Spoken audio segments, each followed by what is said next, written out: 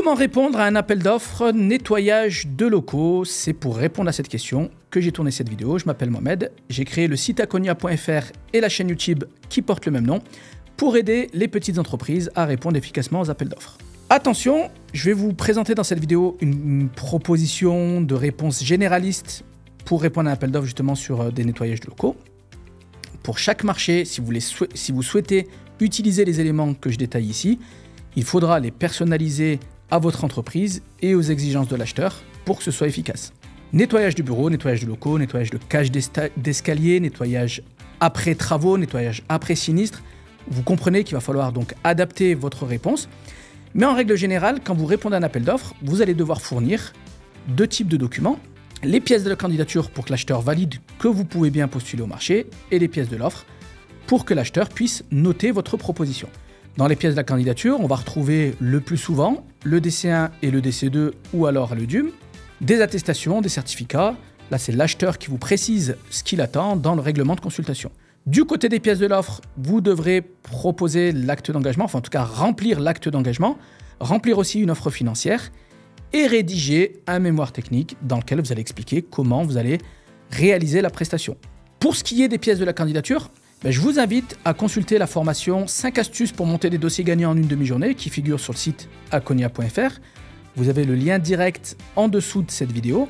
En suivant cette formation, vous pourrez récupérer un kit pour démarrer plus facilement sur les appels d'offres et marchés publics avec les formulaires de candidature automatisés et un exemple de note de présentation. De l'autre côté, donc l'acte d'engagement, ce sera un document sur lequel vous allez vous engager à réaliser la prestation aux conditions définies par l'acheteur. L'offre financière, ce sera un document généralement sous Excel où vous allez pouvoir faire votre offre de prix. Et le mémoire technique, c'est le document sur lequel vous allez passer le plus de temps, donc qui demande le plus de créativité et de rigueur. Et c'est pour ça qu'on va détailler ce qu'on a dans un mémoire technique dans cette vidéo. En règle générale, 4 points sont à aborder dans un mémoire technique. Ce que l'acheteur veut connaître, c'est les moyens humains et les moyens matériels que vous allez mettre en œuvre, votre ou vos méthodologies d'intervention et votre politique de développement durable. On commence tout de suite à présenter les moyens humains et justement comment présenter ces moyens humains dans votre mémoire technique. Eh bien, en règle générale, vous allez devoir présenter un interlocuteur référent ainsi que toute l'équipe qui va intervenir.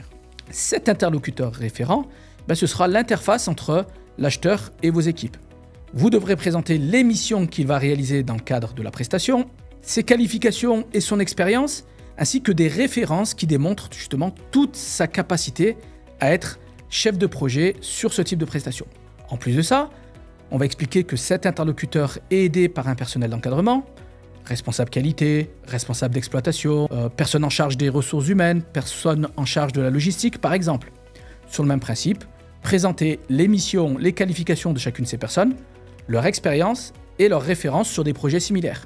Enfin, on va également présenter les opérationnels, soit en les nommant, soit en donnant un profil type d'agent qui intervient sur ce type de prestation, toujours sur le même principe, en essayant de valoriser au maximum ce qu'ils savent faire, leurs qualifications, leur expérience et leurs références. Parfois, vous pouvez être amené en plus à présenter votre politique de gestion des ressources humaines, notamment sur des marchés qui sont un peu longs. L'acheteur sait que vous allez être amené potentiellement à recruter ou avoir recours à d'autres formes de collaboration, donc démontrer que vous avez un process de recrutement qui est exigeant. Démontrer aussi que les personnes qui rentrent dans votre entreprise, elles suivent un parcours d'intégration et de tutorat. Présenter le plan de formation de votre entreprise, comment vous allez développer les compétences de vos salariés et comment vous allez les fidéliser, les motiver, puisque c'est souvent un signe de la qualité des prestations.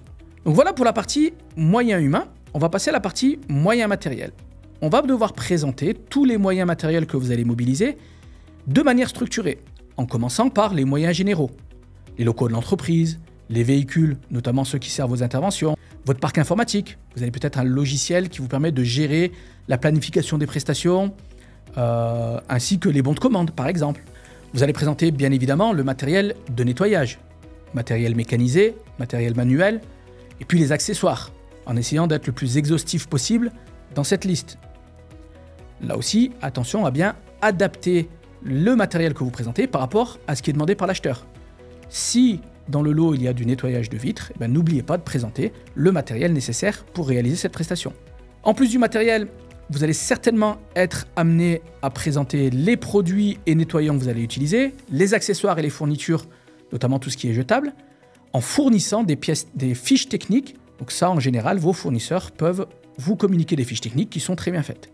En plus de ça, en fonction du type de prestation attendue, vous allez présenter également les équipements de sécurité, notamment les tenues que vont porter vos agents, tous les supports et les équipements de transport que vous pouvez utiliser, et puis du matériel spécifique en fonction du type de marché auquel vous postulez.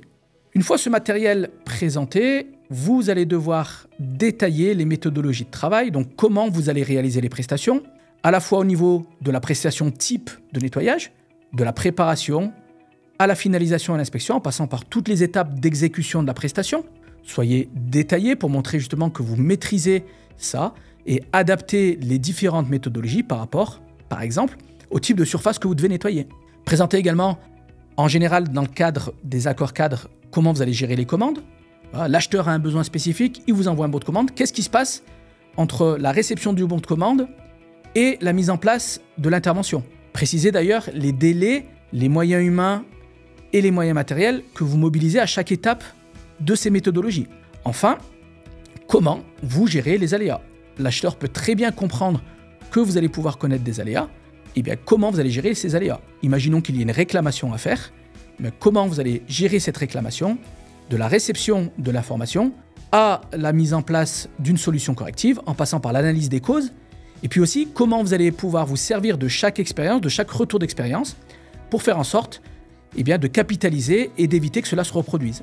Comme tout type d'acheteurs, les acheteurs publics et les grands acheteurs ont mis en place des politiques de développement durable, et donc dans la sélection de leurs fournisseurs, ils ont besoin de savoir ce que vous comptez mettre en œuvre dans le cadre du développement durable, à la fois sur un plan environnemental et social. Globalement, vous allez présenter votre politique d'achat, notamment le fait que vous sélectionnez vos fournisseurs sur des critères environnementaux, comment vous gérez les déchets, notamment les emballages, comment vous faites en sorte de limiter les déplacements ou comment vous utilisez par exemple des véhicules hybrides ou électriques pour limiter l'impact de vos déplacements sur l'environnement, ce que vous avez mis en œuvre pour former, sensibiliser vos équipes, notamment par exemple à la gestion des ressources, à la limitation de l'utilisation de l'eau, et comment vous œuvrez pour le développement local et l'insertion professionnelle.